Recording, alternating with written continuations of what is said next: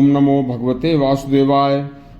देखिए, धृतराष्ट्र द्वारा जब महाभारत का युद्ध समाप्त हो गया था तो उसके बाद भगवान श्री कृष्ण से इस महासंग्राम का कारण पूछा था। यह युद्ध के बाद की बड़ी ही लोमहर्षक सच्ची कहानी है, बहुत ही शिक्षाप्रद भी है।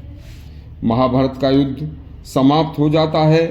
समस्त कौरव अपने सभी सगे बंधु बांधवों के सहित युद्ध में मृत्यु को प्राप्त हो जाते हैं।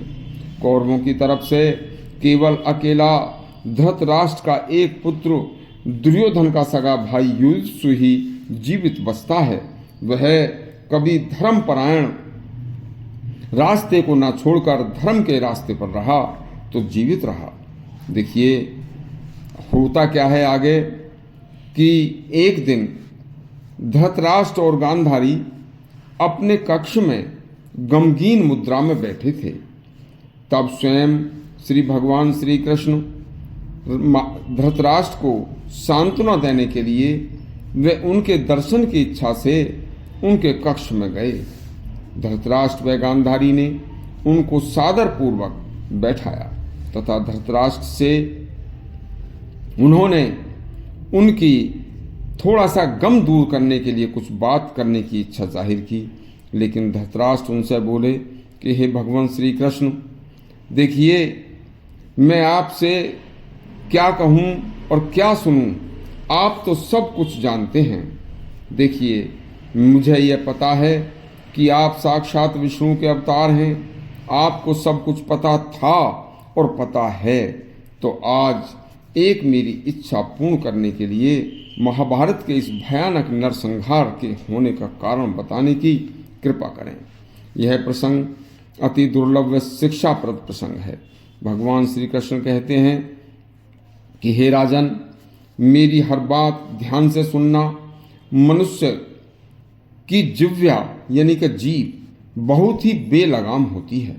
जो लोग ज्ञानी हैं, बुद्धिमान हैं, वह इस जीभ पर काबू करके रखते हैं, क्योंकि यदि इस जीभ पर काबू न किया जाए तो यह मुख से कुछ भी निकाल कर और कुछ भी करा सकती है।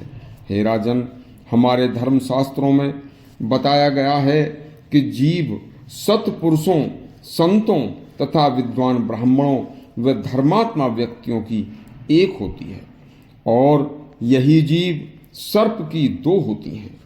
यही जीभ ब्रह्मा जी की 4 और अग्नि की 7 होती हैं। कार्तिकेय की 6 और रावण की 10 होती थी। देखिए, शेष यही जीव शेष नाग की 2 सहस्त्र जिह्वाएं होती हैं। परंतु दुर्जनों के, दुष्ट लोगों के मुख में, हे राजन, जिह्वाओं की संख्या लाखों और करोड़ों में होती है। हे राजन, आपके पुत्र अत्यधिक बलवान होते हुए भी वाणी के प्रयोग में अत्यंत असावधान थे। हे राजन, वह हमेशा मिथ्या भाषण करते थे तथा पग पग पर हर कदम धर्म से दूर रहकर प्रतिज्ञाओं का उल्लंघन करते थे। हे राजन, आपके पुत्र बांधव कभी भी शास्त्रों के अनुसार बताए रास्ते पर नहीं चले तथा हे राजन, आपके पुत्रों तथा बंधु बांधवों ने कभी अपने पूर्वोक्त जो उनके पूर्वज थे उनके पद चिन्हों पर चलने की कभी कोई चेष्टा भी नहीं की। हे राजन, यदि आपके घमंडी व क्रोधी पुत्र अपने पूर्वजों के पद चिन्हों पर चलते तो तुम्हारे पूर्वजों की कीर्ति में 4 चांद लग जाते तथा यह नरसंहार भी नहीं होता। यह सब उनकी कड़वी जिह्वा, जीभ, उनके क्रोधी स्वभाव व घमंड का ही परिणाम है। मनुष्य राजा हो या प्रजा, सत्य का व धर्म का मार्ग त्याग कर अपने नाश का कारण स्वयं होता है। इसलिए कभी भी विपत्ति में भी मनुष्य को, राजा हो या प्रजा, साधारण गृहस्थी से लेकर राजा या साहूकार, सबके लिए ईश्वरीय शास्त्रोक्त नियम बराबर हैं। कभी धर्म का रास्ता पकड़कर नहीं छोड़ना चाहिए तथा जिह्वा, जीभ को हमेशा अपने नियंत्रण में रखना चाहिए। विपत्ति भी आ जाएगी तो भी भगवान श्री कृष्ण कहते हैं कि यदि मनुष्य धर्म पर चलेगा, जिह्वा पर अपनी पर थोड़ा कंट्रोल रखेगा तो श्री कृष्ण द्वारा बताई गई धृतराष्ट्र को यह कहानी आपको यदि अच्छी लगी हो तो हमारे चैनल को सब्सक्राइब अवश्य करें और घंटी जरूर दबाएं। धन्यवाद।